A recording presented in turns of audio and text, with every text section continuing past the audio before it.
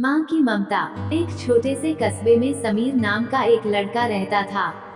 बचपन में ही पिता की मृत्यु हो जाने के कारण परिवार की आर्थिक स्थिति बड़ी दयनीय थी।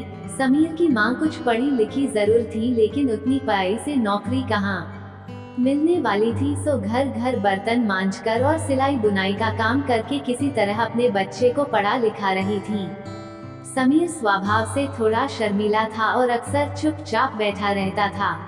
एक दिन जब वो स्कूल से लौटा तो उसके हाथ में एक लिफाफा था। उसने माँ को लिफाफा पकड़ाते हुए कहा, माँ, मास्टर साहब ने तुम्हारे लिए ये चिट्ठी भेजी है, जरा देखो तो इसमें क्या लिखा है। यह बात सुनकर का डेक तो हुआ। माँ ने मन ही मन चिट्ठी पढ़ी और मुस्कुराकर बोली, बेटा, इसमें लिखा है कि आपका बेटा काफी होशियार है।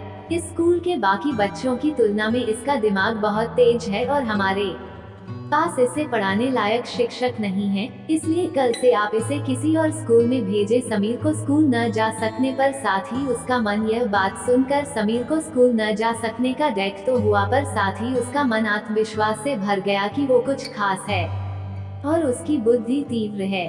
माँ ने उसका दाखिला एक अन्य स्कूल में करा दिया। समय बीतने लगा। समीर ने खूब मेहनत से पढ़ाई की। आगे चलकर उसने सिविल सर्विसेज परीक्षा भी पास की और आईएएस ऑफिसर बन गया। समीर की माँ अब बूढ़ी हो चुकी थी और कई दिनों से बीमार भी चल रही थी और एक दिन अचानक उनकी मृत्यु हो गई। समीर के लिए ये बहुत बड़ा आघात था। वह बिलख बिलख कर रो पड़ा। उसे समझ नहीं आ रहा था कि अब अपनी माँ के बिना वो कैसे जिएगा। रोते रोते ही उसने माँ की पुरानी अलमारी खोली और हाथ में उनकी माला, चश्मा और अन्य वस्तुएं लेकर चूमने लगा। उस अलमारी में समीर के पुराने खिलौने और बचपन के कपड़े तक संभाल कर रखे हुए थे। समीर एक एक कर सारी चीजें निकालने लगा और तभी उसकी नजर एक पुरानी चिट्ठी पर पड़ी। दरअसल ये वही चिट्ठी थी जो मास्टर साहब ने उसे 18 साल पहले दी थी। नम आंखों से समीर उसे पढ़ने लगा। आदरणीय अभिभावक, आपको बताते हुए हमें अफसोस हो रहा है कि आपका बेटा समीर पढ़ाई में बेहद कमजोर है और खेल कूद में भी भाग नहीं लेता है। जान पड़ता है कि उम्र के हिसाब से समीर की बुद्धि विकसित नहीं हो पाई है, अतः हम इसे अपने विद्यालय में पढ़ाने में असमर्थ हैं। सादर आपसे निवेदन है कि समीर का दाखिला किसी मंदबुद्धि विद्यालय में कराएं अथवा खुद घर पर रख कर इसे पढ़ाएं।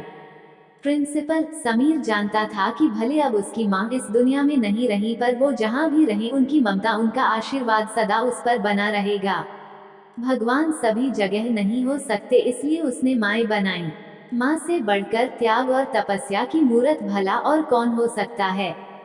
हम पढ़ लिख लें, बड़े होकर कुछ बन जाएं, इसके लिए वो चुपचाप ना जाने कितनी कुर्बानियां देती है।